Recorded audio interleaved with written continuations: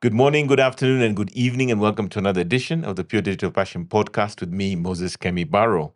And today we have a very special guest. His name is Simon, and Simon works in the AI space with a company called Akili AI, who are really trying to bring to Kenya and the rest of Africa some of the best practices around governance and innovation when it comes to all things AI. Simon is an interesting guest because believe it or not, over 40 years ago, he was already working in essentially the foundational layer of what is the modern AI. He was working on areas like neural technologies, where he wrote his doctoral research on artificial neural networks.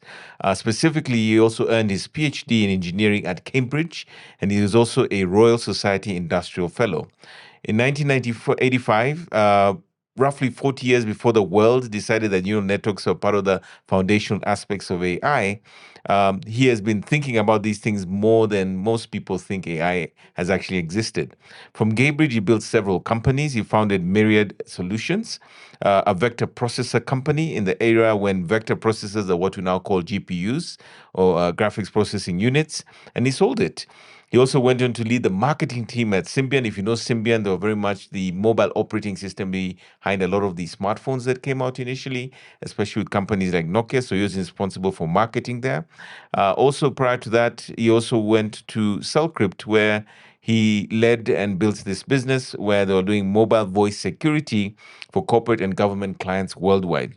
Then, critically, for this conversation, he came to Africa. And this happened around 2012, where he founded Azuri Technologies, building pay as you go solar infrastructure that has brought clean energy to over 250,000 households across 9 African markets. The World Economic Forum also recognized him as a global technology pioneer. The UN recognized Azuri at the Rio Plus 20 conference, and he's also been building African technology businesses for a long time. In 2024, he decided to solve a problem around the artificial intelligence space, focusing again on what he had been doing at Cambridge in his Cambridge neural network papers.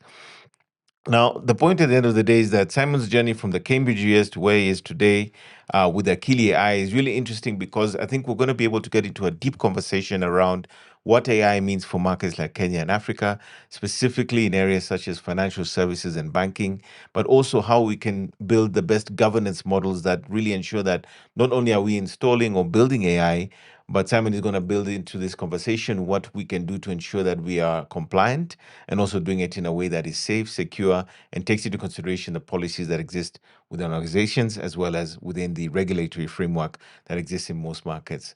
So thank you so much for joining us, Simon. Great pleasure to be here. Thank you very much. So, Simon, I want to go back to your origin story, growing up. And I'm really fascinated because you obviously had an early exposure to computers, presumably in high school or in school days. But take us to that point and also from that point onwards to how you then decide to do something that must have been very novel at the time in 1985 when you decided to look into neural networks. Yes. I guess I've always been into technology. Yes. So when I was in my early teens, my school was given a computer. And this was in the very earliest days of computers. So this was before, when you switched a computer on, today it says hello. In those days, you literally had to use switches on the front to give it enough brain to actually even get going in the first place. And then when I was 16, I did a project with Texas Instruments, who happened to be in the same town as us. And we persuaded them to give us their first prototype microprocessor board. And the deal was, if you can fix it, you can have it. And so we fixed it. Okay. And we've been doing things with computers ever since. So went through, did my degree and PhD, and then... yes, as you say, I had this Royal Society Industrial Fellowship and got very interested in the early days of artificial neural networks, which was essentially the idea was, can you take inspiration from how the brain is structured to be able to create a new generation of computer technology? So... a lot of people think that AI sort of started in 2022 when ChatGPT turned around. And people say that, AI has taken 80 years to become an overnight success. Right? So, AI has been doing its thing for quite some time. And actually, it's not one thing. It's a whole series of very different technologies that have evolved over the years. But now we're in this latest wave of AI, and really excited to see how we can use it to really make a difference, particularly in Africa. I think there's a real opportunity for AI to be another of those kind of leapfrog technologies in African markets. Great. So tell us a little bit about moving from doing your neural network paper and then now coming to Myriad Solutions, which is what came after Cambridge. Were you applying what you'd picked up there? What exactly was the inspiration behind this business? And of course, subsequently you sold it. Yes. So it was not dissimilar to the world today, actually. So this style of artificial neural networks requires a lot of compute power. Yeah. And your average PC wasn't up to the job. And so we built some hardware technology. In fact, we built our own chips. Oh, really? Okay. To go and do these neural network simulations. And we had this board which plugged into a PC and increased the power by about 100 times or so. Wow. We spun that out as a company, sold it for artificial neural networks, and then it later got sold into things like graphics and image processing and so on. And then that company got sold in the mid 1990s.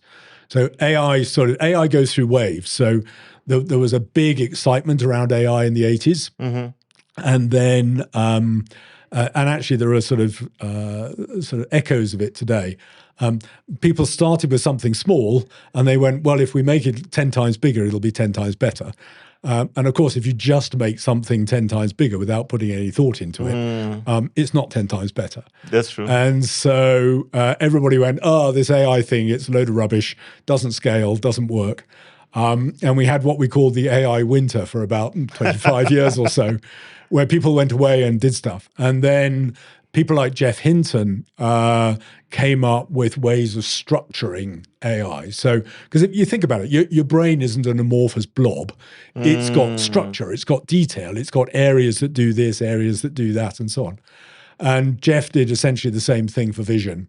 And so that's how you have self-driving cars. That's how you have robots and so on, because he was really one of the pioneers in that area.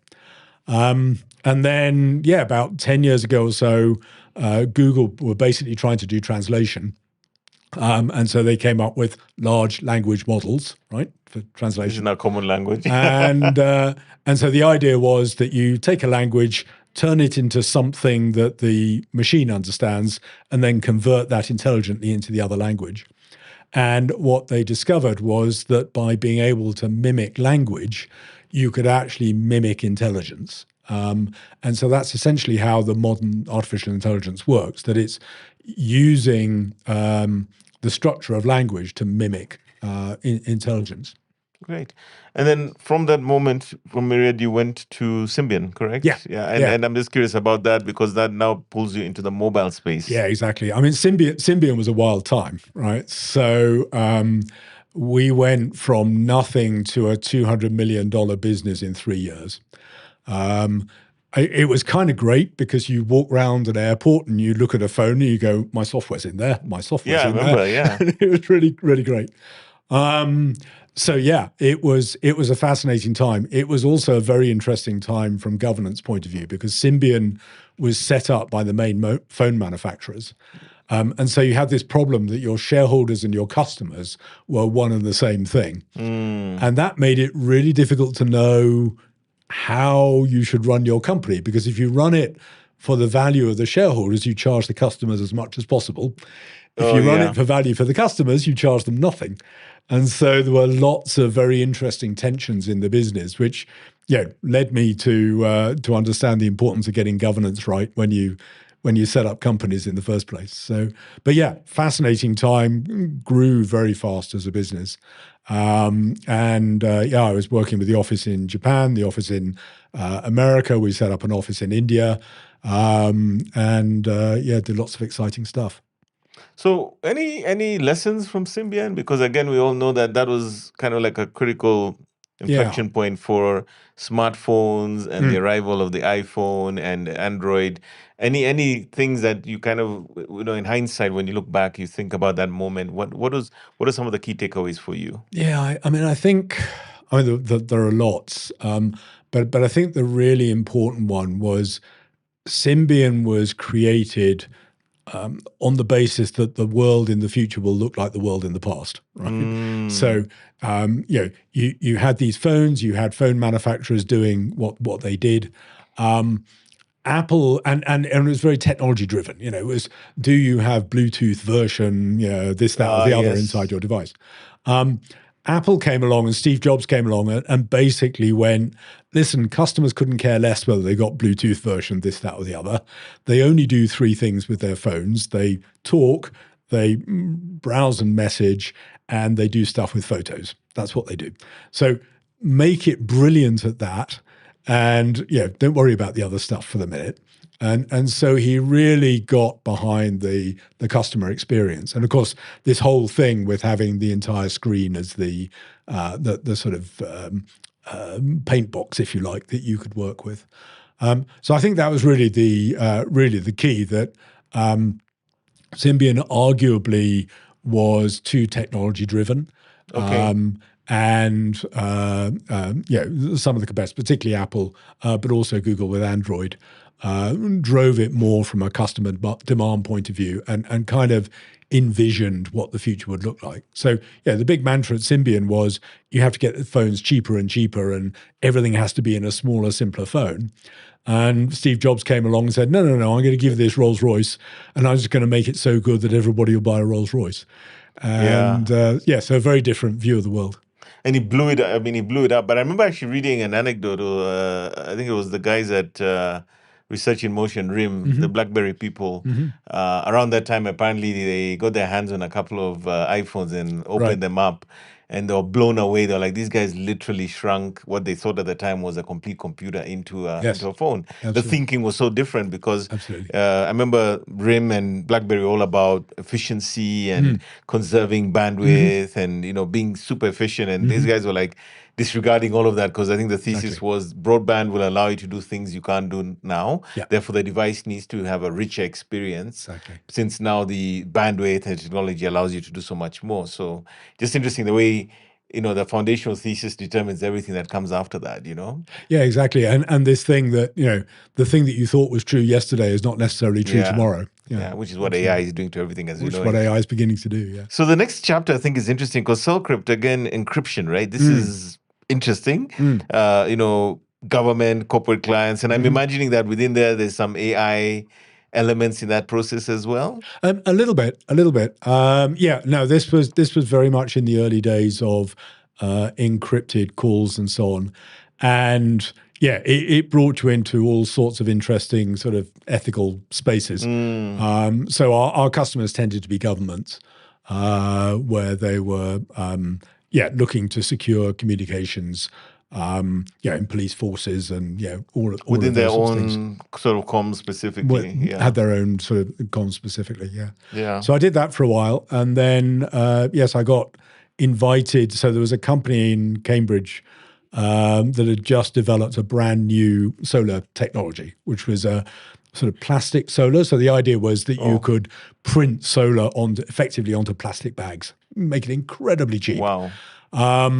And so I joined that company, and it turned out that the technology wasn't really quite ready. So we started looking at markets where we could use this technology, and we looked at greeting cards and we looked at Internet of Things and so on. And we basically figured out that there was a market in Africa for people who didn't have access to the grid. And people had sold solar products into those markets, but they'd done it from a sort of philanthropic point of view. And I always remember there's this great quote from a guy called Paul Polak, who said, you can't donate your way out of poverty. So, you've got to create markets, you've got to create drive, you've got to create all the infrastructure that goes around these sort of things. So that's what we did. And the big innovation was to be able to join up M-Pesa with these solar products. So people could get the solar into their house, and then they paid for it on a subscription basis. So you buy a token, it would work for a week, you buy another token, so on. And then after 2 or 3 years, they'd own the equipment, and it would be free forever. But the key trick was that the cost that we had for the solar was less than the cost of the kerosene lamps it was replacing. So from a customer point of view, it was a no-brainer to do. And so that led to that rise. And so, yeah, we were very early in that day of off-grid solar. There are a couple of other companies in other places that did similar things, but now it's a huge industry, particularly in Africa. Fantastic. And Azuri continues to service clients. No, we've still got everything that's happening there. Yeah. And I'm just curious, because was there something that specifically happened within Azuri that informed the Akili AI moment? Was there an epiphany of some kind? Was there a correlation of some sort? It was just being in the right place at the right time, really. So because we've been working in Africa for a long time, we came up with ideas about what AI could do. We were also doing some work on a government think tank called the African Centre for Technology Studies, and between us, we spun out Akili from that activity. But it was very focused on trying to make AI relevant to Africa rather than the sort of what I would call the Californian narrative, if you like. So, I have a particular view about AI. I'm not quite as starry-eyed about it as some people. I don't think we're about to replace humans anytime soon, but I see it as a technology that can be game-changing. And what I see right the way across the continent is just glue that gets in the way of things happening. Right.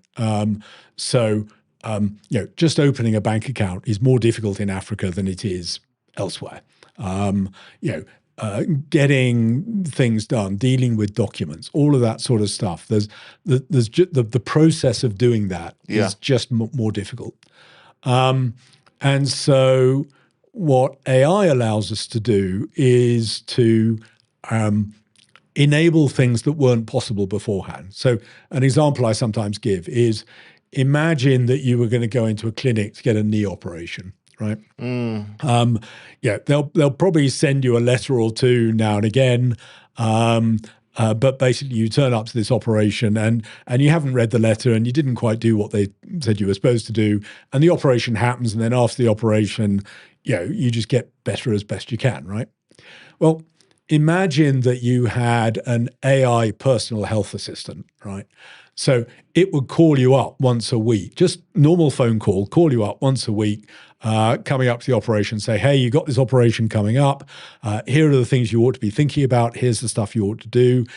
Make sure you remember the date. Make sure you got to be here the night before. We need you here at 7 p.m. Don't be late. And then after the operation, it calls you up and says, hey, Moses, how are you doing? How's the knee doing? Are you doing your exercises? Are you taking your medicines? Oh, I'm sorry to hear that it's still a bit stiff. Okay, I'll make an appointment for you to come, somebody to come and have. You can sort of see how you can get a totally different experience doing that. Now, having 10,000 people in a call center to go do that just wouldn't be economic.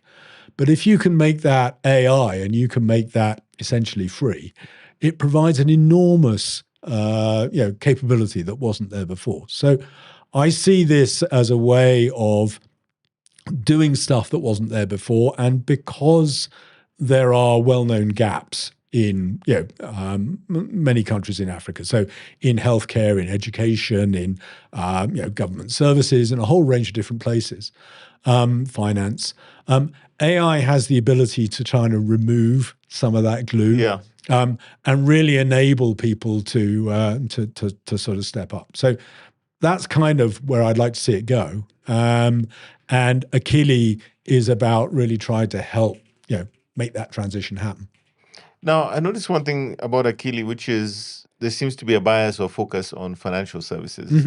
Is there any particular reason why, or is that where you see the biggest impact going forward in Africa? I mean, So whenever you start a business, you need to start somewhere small and narrow. Yeah. And we chose financial services because we could see a very specific need in that market. For example, if you want to get a loan from a microfinance organization, it's a very manual process. You've got to get your M-Pesa statements, you've got to get your pay slips, all that sort of stuff. They've somehow got to get to somebody who then goes through the paper, checks them all the rest of it. We can automate all of that with AI. So we can take a process of loan provisioning down from 2 weeks down to 5 minutes.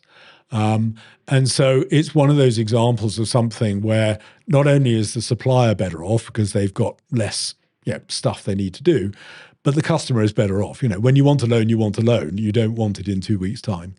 So we saw that as a great initial market for the technology that we're doing. But actually, we're finding markets now in all sorts of other places, in real estate, in healthcare, in supply chain management, all sorts of other areas. So not just finance, but expanding beyond that. Just going above and beyond that. Yeah. Are there any key, because I know you're focusing a lot of your efforts on Kenya, for instance, right now, but also, are there any specific things that you've picked up around, bringing AI to these organizations within these market environments? What are some of the perspectives that you've picked up from what you're doing on the ground? Yeah, so I think what we're seeing is two different directions. So at the consumer level, people are very rapidly adopting AI. I mean, I think something 40-odd% of Kenyan internet users use ChatGPT, for example. So it's one of the highest adoption of AI anywhere in the world per capita. At a corporate level, I'm not seeing the adoption at quite that rate. So I would say that adoption at a corporate level in Kenya and in other African countries is slower than it is elsewhere in the rest of the world.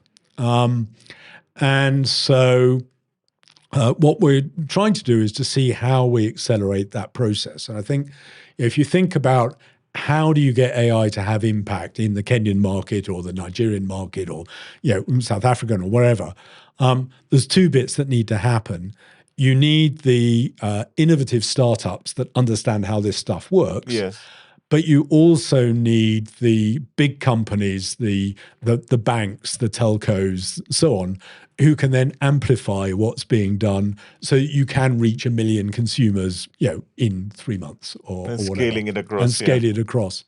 And so that's really the transition that we're trying to make right at the moment to enable these organizations to do that. And I think a number have got sort of legacy memories of other technologies that they've done, sort of whether it's sort of internet-related projects or CRM or SAP ERPs, or whatever it may, ERP, all that sort of thing. And I remember I had a CEO of a bank who said, yes, Simon, but when we did this last, we had a $1 million project. It was supposed to take 1 year. It ended up at a $3 million project and took 4 years. So people see these as big, company changing type projects.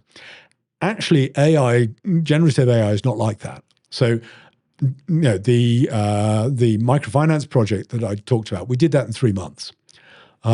So typically, AI projects, you'll do the project in 3 months, and specifically, you have a return on investment inside the same financial year.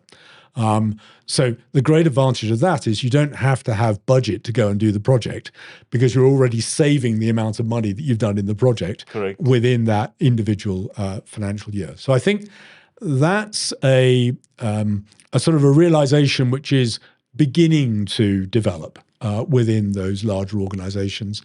And the ones that are first to the party are the ones who are getting the most benefit from it. So we're already seeing companies that can now offer 24/7 customer care using AI.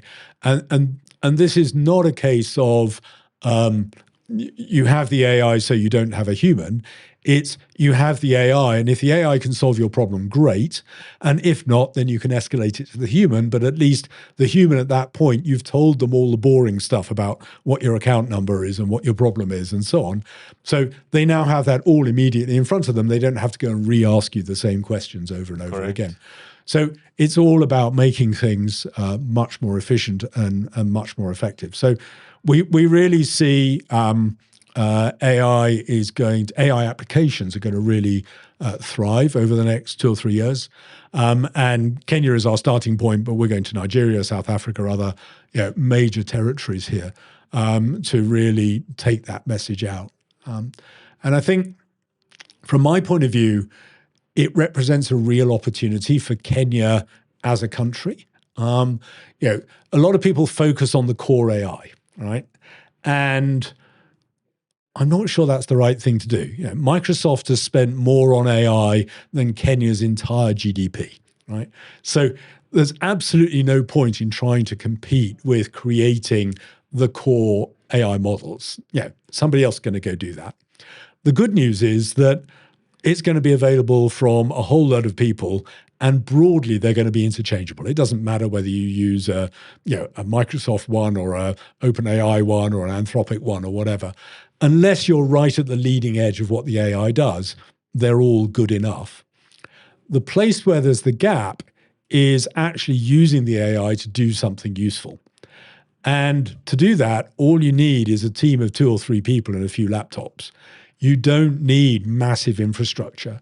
And so there's a huge opportunity for Kenyan innovation to really get into making AI startups that make these new technologies, do these new things, and then sell that technology through the big companies that I've been talking about to really drive. And not just in Kenya, but to then take that outside Kenya as well. So I think there's a real opportunity if the focus shifts from what the AI is to what the AI does, and really make it do meaningful things in the market.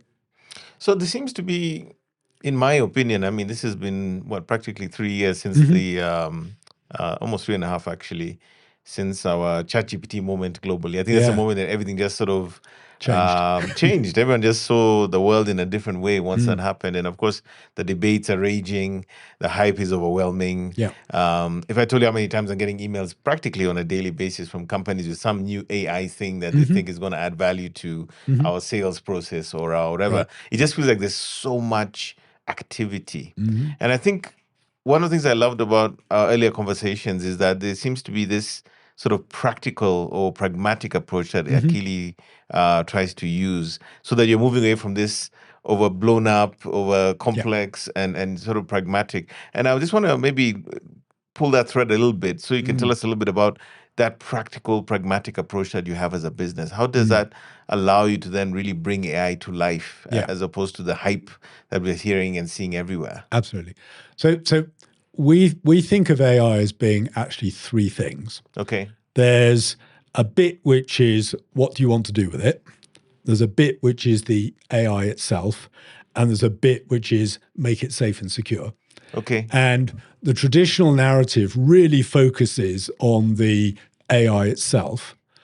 Our view is that's actually the easy bit. The bit that's challenging is what do you want to do it? How do you put it into your organization to make things happen?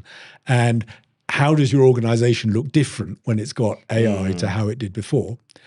And then the other bit is how do you make it safe and secure? So AI is incredibly powerful, and in order to use it, you have to know what you're doing. And so I sometimes say it's a bit like giving a 5-year-old a Ferrari. Right? It's not going to work. It's not going to work. Just saying don't drive too fast is not going to work, right? So you need to put in place the tools and technologies to really do that. So I think that's where a number of bigger companies are struggling. So they understand the AI technology, but they need some help to be able to figure out exactly where to use it in the organization to really add value. And they have legitimate concerns about security and safety and hallucinations and all of those sort of things. Yes. And so if you're just a software company, you don't really get it. You have to have had the sort of expertise that we have. And in my team, I've got people who've been working in AI for 20 years. And so you understand the fundamentals of what matters. How do you ensure that you put something in place that is going to be safe at the same time as delivering value to your customers? So that's really what we do. But we're also working very closely with our customers in the way that things get envisioned. So we had one customer who said, right, I'd like an AI to do this small piece of work. And so we did that small piece of work, but we said, actually, what we're missing is we can actually reinvent this whole thing, right? And instead of having it done the way that you've traditionally done it, we can do it a completely different way, and we can just transform the way that you go to market. And so it's being able to have that two-way conversation with the customer and essentially co-create what the future looks like, rather than the past. So, imagine that you wanted to do youth banking, for example. Yes. Right. How cool would it be if you could just get your phone and go send 500 shillings to Aunt Mary? And the AI knows who Aunt Mary is. It knows how you send 500 shillings, which account it's going from, which account it goes to, and it just does it, right? So that sort of do what I mean, not do what I say type of solution is just radically different to anything that's out there in the market. But AI can do that. And so a lot of the value of AI is not so much in the AI doing things. It's the AI understanding what you meant in the first place. So we call it AI as an understanding intent, right? So what was it you actually wanted done? And then the AI goes and does that. And that's one of the really transformative areas, I think. Now, it gets interesting in the sense that it's not enough to know, obviously, what you'd like to do with it. But I think the big thing, and one of the reasons why you're here today, is that, Akili is launching several new offerings that will actually address some of those concerns or the element of readiness, or shall we call it your current state, as it were, when it comes to an organization being ready for AI. Maybe you can take us a little bit through what those are, how they work, and I think also possibly the inspiration behind these new initiatives. Yes, no, absolutely. So I mean, the inspiration was we're delivering products for customers. Yes. And we realized it was part of our job to ensure that the customers had the governance frameworks and all of the other things that you need to go with it. I always say, as if you're going into a customer, it's my job to make sure my customer doesn't fail. Right. So I don't deliver necessarily exactly what they ask for. I deliver what they need. Correct. And in a brand new technology, very often people don't know what they don't know. So you can't just say to me, right, give me a list of everything you require, because I don't know everything I require yet. So we need to assist with that. So what we've been looking at is both safety and the regulatory environment. So one of the things about regulation is always behind the curve. Correct. Right? And so what happens is that companies will be measured in 5 years' time against the regulation that's in 5 years' time for what they were doing today, right? So we have to kind of second guess what the regulation is likely to be in 5 years' time and do our best to be compliant with that. And most of it is common sense, right? Most of it is, do good things for the customer, be open and transparent in the way that you do things, don't do behaviors that your grandmother would think were unethical, that sort of thing, right? So there's no rocket science in it, but you have to then codify that into business processes and business practices. And so we've built a number of tools to help with that. So one of the things about AI is it's not just in one department. It's not just in the IT department.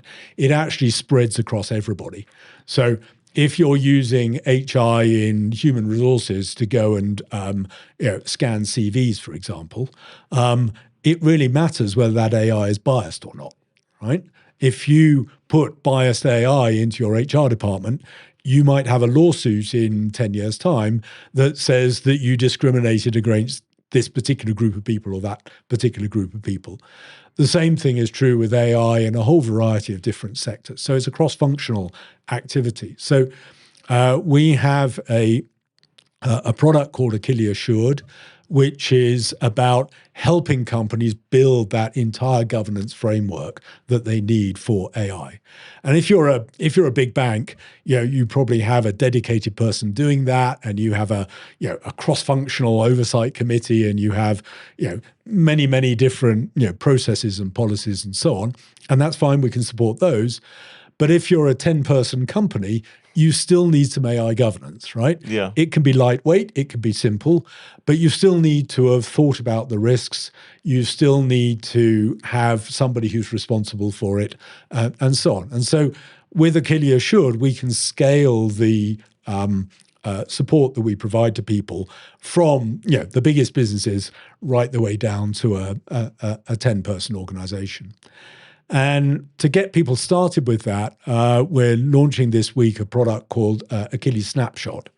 So normally companies say, well, we want to check our AI readiness. And you go to a consultant and they charge you a million shillings or whatever it may be to come out with a 20-page PowerPoint that says that you should do this, you should do that, whatever. Yeah.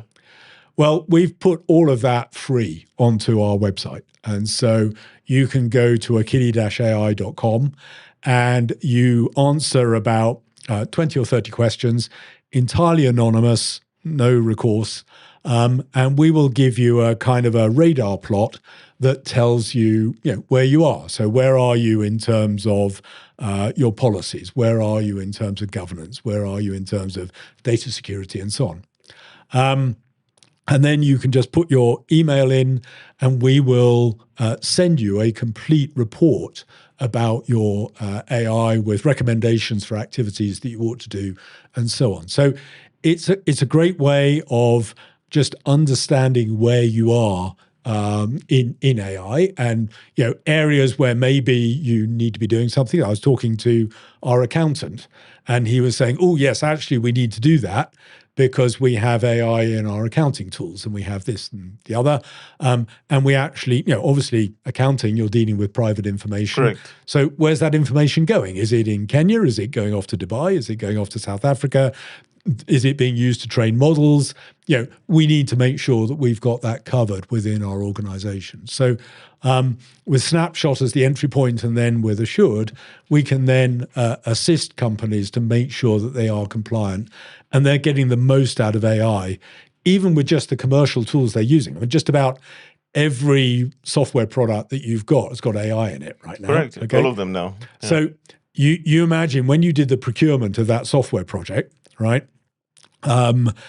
All of a sudden that AI turned up as an update at some point. A bonus feature, yeah. I guarantee you didn't go back and redo the procurement because it happens to have AI in it now, right? No. So you've now got 20, 30 products in your business that have AI in it, and you're relying on the suppliers to have done a good job to go and sort out your AI governance. Well, actually, it's probably quite a good idea to go back and look and just check what they're doing because, for example, if you've got the free version of ChatGPT, then the terms and conditions mean that they can train on your data using that free product. So if you're now putting private customer information into the free version of ChatGPT, not a good thing to be doing, right? So do you have a policy in your business that mandates that you can only use AI in approved tools? Free ChatGPT is not approved to be used as part of the business. Many companies don't have that policy in place, or if they have that policy in place, they haven't yet done the training to make sure that everybody's aware that that policy is in place. And so there's a mixture of creating the policies, but also doing the training, which is another module that we call Passport, which we'll be launching in the summer. which is to enable people to really understand how to use AI. So, quick story. So there was a lady who was the head of security for Meta, Facebook, who really ought to have known better, who put a thing called a Claudebot, which is an AI agent, onto her laptop. And she asked it to clean up her emails, and it went and deleted 200 or something of her emails. And she went, no, stop. And it said, no, sorry, I'm just finishing this job. I'll stop at the end. Right? Okay. So no amount of technology is going to prevent people from doing slightly foolish things, right? And so there is a requirement to provide training to staff to say, okay, just in the same way as you wouldn't go to a dubious website to download some game because it might have a computer virus in it. Well, same way, don't go to somewhere and just download some random AI agent, give it access to all of your computer, which, by the way, happens to have access to the systems in the company that you work for, and allow this thing to go and do mad things, right? You need to make sure that people don't do that. And similarly, things like hallucination, right? So one of the characteristics of AI is that it's how do I describe it? It is an over-enthusiastic intern, right? It will very rarely say, I don't know. If it doesn't know, it tends to make things up, right? And so there are many companies that have been caught out where they've used AI to write reports, and it's created law cases that didn't exist. It's created references that didn't exist. It's created examples that don't exist. You can get an AI to tell you how to engage the fifth reverse gear in a Volvo C90, right? Well, no car has 5 reverse gears, right? But it's just sort of extrapolated from what it knows. So having training that explains to people that AI is a great thing to use, you must use it by all means, but any individual fact that the AI has told you, you need to independently verify. Don't just copy and paste stuff that AI has delivered and put it into your documents, because that document goes to your senior manager, it goes to the board, the company makes decisions based on that document, and the information in that document may not be accurate. So that training aspect aligned with the process aspect is what's needed to enable this stuff. And I think by making it easy for companies to do both of those, it then removes this underlying concern, if you like, about AI, and kind of frees company to really think about, okay, how can I use AI to really deliver value and move things forward? So yeah. That's fantastic. Now, for me, it almost feels like these products basically solve a very significant problem that maybe is not very apparent yet. Because I think the more organizations and individuals are using AI tools, there's an assumption that everything is okay. Yes. Including the fact that you're saying organizations don't think they're quite there yet, but their own employees are using them, as confirmed globally that Kenya is 42% on ChatGPT.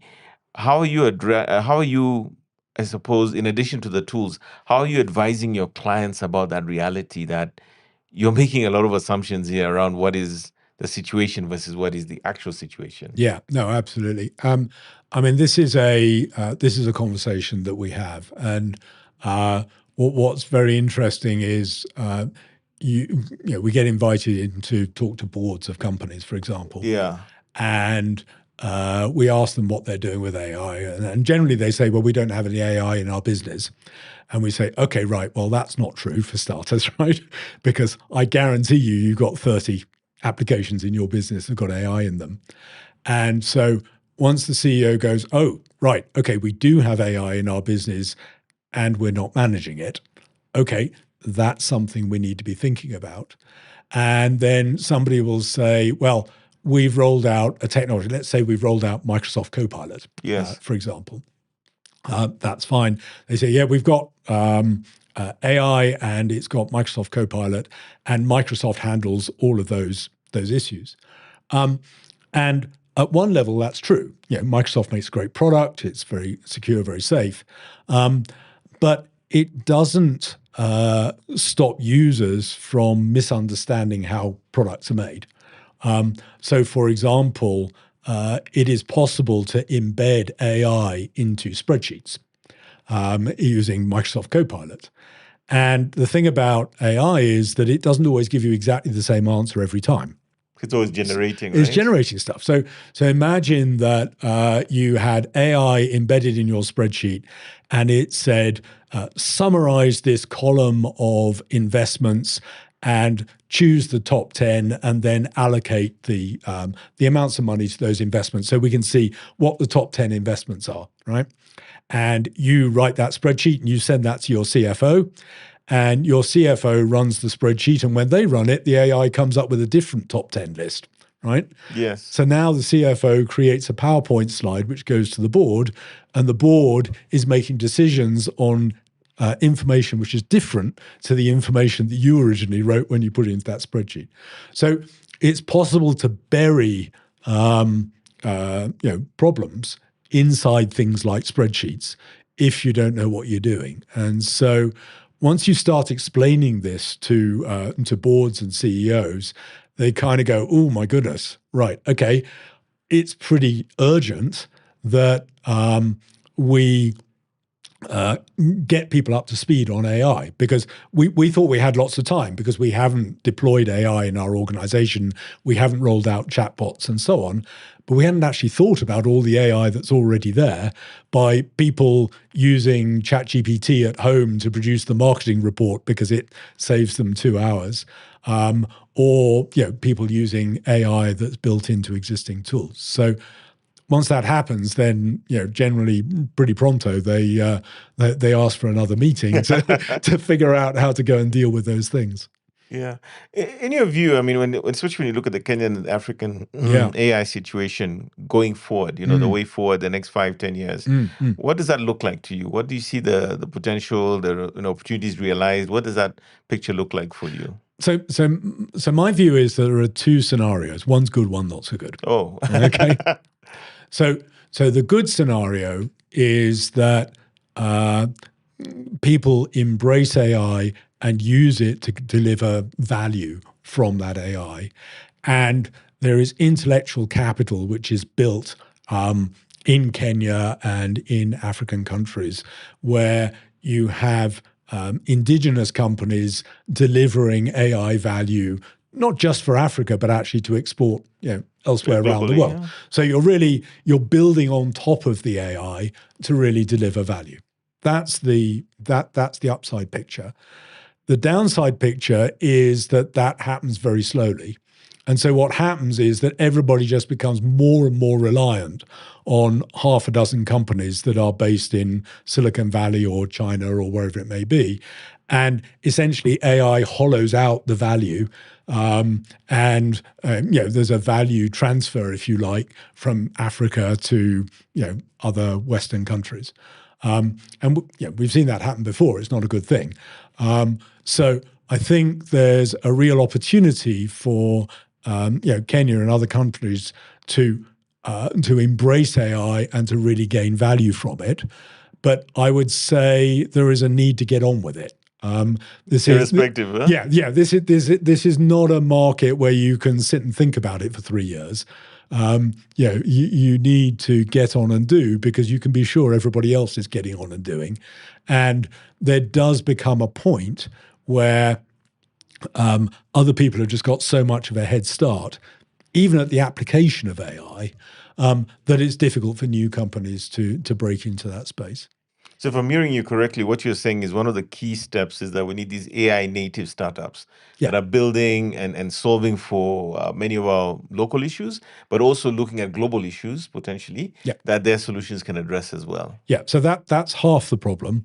The other problem, and I think those AI native startups are happening, I think the bigger challenge is persuading corporate Kenya to engage with those startups, embrace them, and to use the technologies that they bring to really add value and to scale the capability that those organizations have got. And whether that's corporate Kenya, whether that's government, whatever it may be, need to think of ways of really putting energy behind those startups and giving them reach, which they're never going to be able to generate organically. Wow.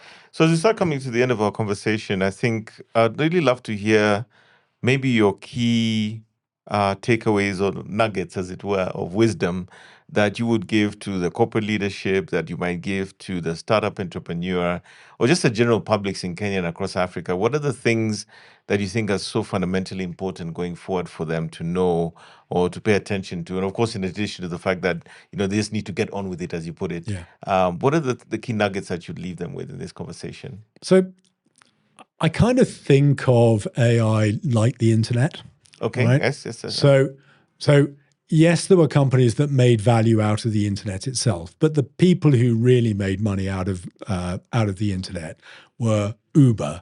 They were Jumia. They were all of those companies that figured out how to use the internet to build out their existing businesses and to do things more effectively. So I think my key takeaway is focus less on what AI is and focus more on what AI can do. I think the second key takeaway is there is a sense of urgency here. This is not about boiling the ocean. This is not about completely reinventing your business on a 10-year timescale, based on AI as a top-down strategy. This is about find the individual business problem that needs solving and go solve it. And then find the next one, then find the next one, then find the next one. And in 10 years' time, yes, your business will look totally different and it will be based on AI, but will be a bottom-up approach to delivering that AI. So I really encourage companies to look at where AI can be transformative in their business. And this is not about saving people. This is not about removing jobs. This is about how do I increase market share? How do I increase competitiveness? How do I transform my industry so that when I go for my knee operation, I have a totally different experience to the one that I had before. When I go to a bank to get a loan, I get it in 5 minutes, not in 2 weeks. Those sorts of transformations are going to be the things that really leapfrogs the market ahead. And it's reducing that glue. And as I say, if we can solve those problems in Kenya, everywhere in Africa has exactly those problems. So there's then a massive export opportunity to be able to take those solutions and apply them right the way across the continent. So I think what I'm also hearing is that be incremental. Don't try and do everything at once. Yeah. Focus on your biggest pain points. Exactly. And then gradually build up to the point where presumably your entire organization is AI enabled or transformed, so to speak. It'll use AI like a tool in the same way as we use internet as a tool. Exactly. Yeah. And then behind that, there are certain things that you need to put in place. So you need to put in place basic AI governance. You need to put in place training. You need to put in place the other things that are necessary, because AI doesn't exist in a silo. Every individual department head has to have a 10% of AI, if you like. So your head of legal needs to understand the role of AI. Your head of sales needs to understand the role of AI. Your head of marketing, your head of consumer, your head of HR, whatever, and absolutely your CEO and your board, they all need to understand the impact of AI on their individual activities. This is not somebody else's problem. This is one where individually people need to understand what's being done, because those individuals are going to be held accountable for what their departments do. And if the AI goes and does it, they're still held accountable. So they need to make sure that they're on top of their game and really make sure that AI is rolled out in a sustainable and responsible way in the organization. And I think that's where really products or tools like the Akili Assured and the passport as well become critical, because it's almost like that. Yeah, it's that assurance, or should I call it compliance component, where the organization can have the reassurance of knowing, look, we've done all the pieces, we've put everything in place. We also now have this protective element to what we're trying to do, so that AI is not just being done in some random way, right? Exactly. Yeah. And it enables you to make those value judgments you need to make. So, for example, there is a world of difference between a chatbot which tells you what you need to go and get a loan, not very much risk about that, versus a chatbot that is able to give you your bank balance. Because now you've got an AI connected to all the bank balances of all the customers within your bank. So being inside an organization and knowing how to make those smart choices about, okay, what's the scope of what I want to allow this thing to do? If we want to go and allow the AI to give people their bank balances, that's fine, but you need to put in place the appropriate measures to make absolutely sure that it's safe and secure in that environment. So giving people the skills and the capabilities to really do that is key. Fantastic. Thank you so much, Simon. So as we come to the end of our conversation, I think it's really important for our audience to know where they can find you or Akili AI online, and then also where they can access the Akili Snapshot product. Absolutely. Yeah. Yeah. So all the information is on the Akili website. So it's akili-ai.com. I'm Simon Bransfield-Garth. You can get hold of me on LinkedIn and other channels. And Snapshot is accessible from our website. So just go to the website. There's a banner at the top. Click on the link, and you can take your snapshot entirely free, entirely anonymous, and just see where you are in terms of your AI journey. Well, thank you so much, Simon, for sharing all this with us. And we're really excited and we're looking forward to trying out Snapshot. I know I will for my company. And obviously, I think at the end of the day, really looking at all these potential blind spots that some of the products and tools that you have allow organizations to be more effective in the AI enablement, so to speak. Moses, it's been an absolute pleasure. Thank you very much. So thank you so much for joining us for this conversation. I think Simon has given us a lot to think about. AI is not just something you deploy. You need to think about the governance. You need to think about the readiness. You need to think about the risks that it might present, but also the major opportunities that it brings to your organizations and also within your own individual capacity. So thank you so much for joining us for another conversation here on the Pure Digital Passion podcast, and we'll catch you in the next one.